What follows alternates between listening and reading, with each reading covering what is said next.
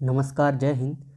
हम लोग झारखंड का भूगोल स्टार्ट किए हैं, जिसमें से झारखंड का भौगोलिक परिचय को देख लिए हैं, झारखंड के भूगर्भिक संरचना को देख लिए हैं और आज हम लोग झारखंड का धरातलीय स्वरूप को देखने वाले हैं। तो चलिए बिना देर किए स्टार्ट करते हैं पहला सवाल से। तो पहला नंबर सवाल है, छोटा नागपुर पठार का विस्तार भारत के किस भाग में है? तो छोटा नागपुर पठार का विस्तार भारत के उत्तर पूर्वी भाग में है। नेक्स्ट दूसरा नंबर सवाल है, झारखंड कथन दिया हुआ है, झारखंड में भूमिगत जल की मात्रा अत्यंत कम पाई जाती है। सही है, और इसका कारण है झारखंड राज्य में पाए जाने वाली पठारों की ढाल अधिक है। तो इसमें से कथन तथा कारण दोनों सही है और कारण कथन का सही व्याख्या करता है। ठीक है, नेक्स्ट चलते हैं तीसरे नंबर सवाल में। तीसरा नंबर सवाल है, छोटा नागपुर पठार का औसत ऊंचाई कितना है? तो छोटा नागपुर पठार का औसत ऊंचाई 760 मीटर है। चौथा नंबर सवाल है, झारखंड राज्य की सर्वोच्च चोटी कौन सी है? तो झारखंड राज्य की सर्वोच्च चोटी समेत शिखर है। नेक्स्ट पाँचवा नंबर सवाल है, समेत शिखर इनमें से किस पहाड़ी पर अवस्थित है? तो समेत शिखर पारसनाथ की पहाड़ी पर अवस्थित है। नेक्स्ट 6 नंबर सवाल है, समेत शिखर की ऊंचाई कितनी मीटर में है? मीटर में है कितना? 1365 मीटर। यही जबकि फीट में पूछे तो 4478 फीट। सातवां नंबर सवाल है, समेत शिखर की ऊंचाई फीट में कितनी है? तो 4478 फीट है। नेक्स्ट आठवां नंबर सवाल है, पाट का शाब्दिक अर्थ क्या है? तो पाट का शाब्दिक अर्थ समतल जमीन है। नेक्स्ट 9वां नंबर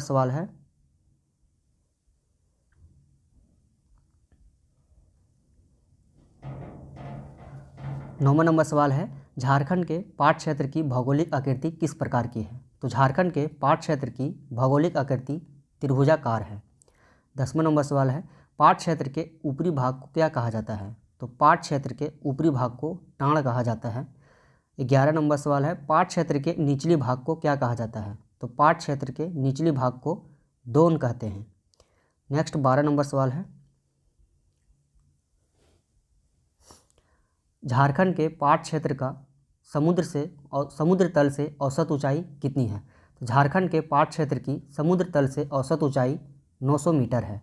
नेक्स्ट 13 नंबर सवाल है, इनमें से कौन सा झारखंड राज्य का सबसे ऊंचा पाट क्षेत्र है?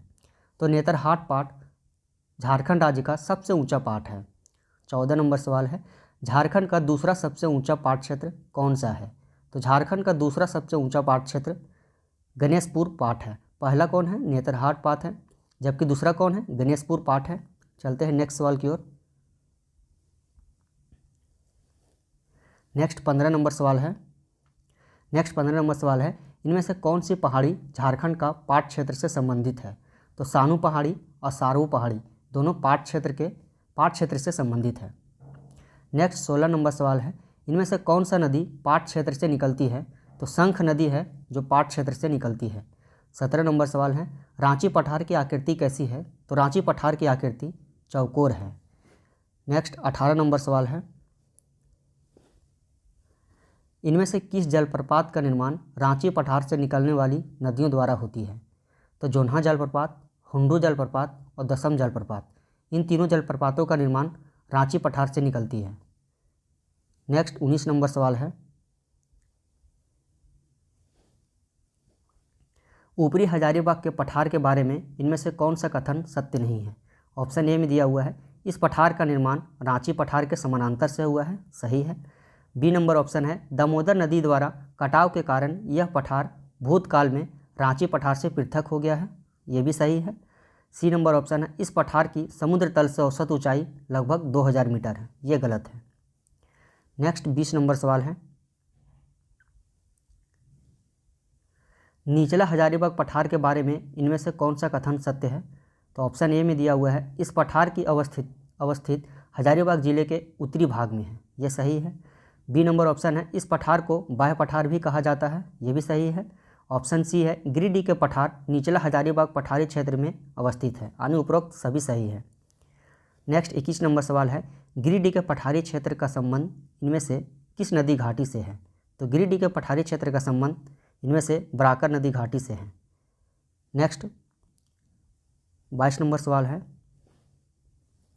पारसनाथ की पहाड़ी किस नदी घाटी के निकट अवस्थित है? तो पारसनाथ की पहाड़ी बराकर नदी घाटी के निकट अवस्थित। 23 नंबर सवाल है, झारखंड का निचला हजारीबाग पठार किस प्रकार के चट्टान से निर्मित है?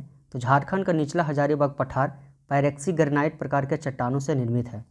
नेक्स्ट 24 नंबर सवाल है, राजमहल पहाड़ी क्षेत्र का विस्तार इनमें से किस जिले में नहीं है? तो राजमहल पहाड़ी क्षेत्र का विस्तार दुमका, देवघर, साहेबगंज में है, जबकि कोडरमा में इसका विस्तार नहीं है। नेक्स्ट 25 नंबर सवाल है, राजमहल पहाड़ी क्षेत्र का विस्तार लगभग कितना है? तो राजमहल पहाड़ी क्षेत्र का विस्तार लगभग 2000 वर्ग किलोमीटर क्षेत्र में है। नेक्स्ट 26 नंबर सवाल है, राजमहल पहाड़ी क्षेत्र के नुकीली पहाड़ियों को किस स्थानीय नाम से जाना जाता है? तो राजमहल पहाड़ी क्षेत्र के नुकीली पहाड़ियों को टोंगरी के नाम से जाना जाता है।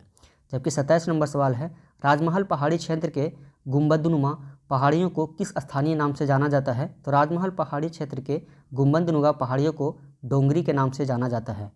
नेक्स्ट 28 नंबर सवाल है,